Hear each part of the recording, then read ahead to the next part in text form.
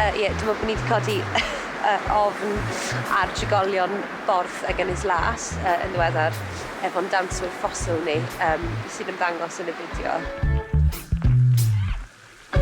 Maen nhw'n gwisgo clai, rhyw fath o glai naturiol gwyn.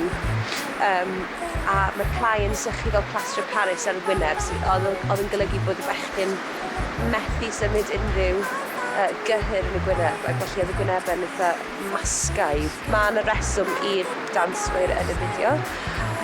Maen nhw'n danswyr ffosil, oherwydd fossil scale ydi enw'r gân, a fossil scale ydi enw'r album.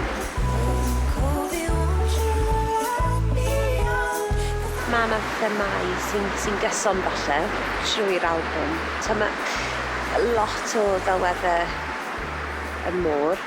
A hynna'n bennaf, dwi'n meddwl, achos bod ni symud i Gaernarfon a byw yn Gaernarfon am 2 flynedd ers rhyddhau'r epic diwethaf, so roedd tirlun be o'n i'n weld y dydd newydd.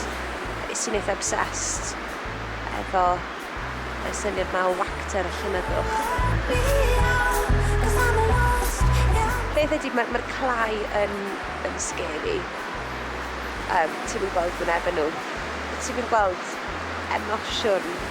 Dyna sy'n eitha trawiadol yn y fideo, dwi'n meddwl. Mae yna rhyw wacter o emosiwn, neu gormod o emosiwn, achos beth ti'n rhoi fewn iddo fe, ti'n gweld y gwynebau gwyn yma efo'r clai. Mae yna rhyw empathy, ond gormod, ie. Nethon nhw'n ei fideo bod rili yn ddifur.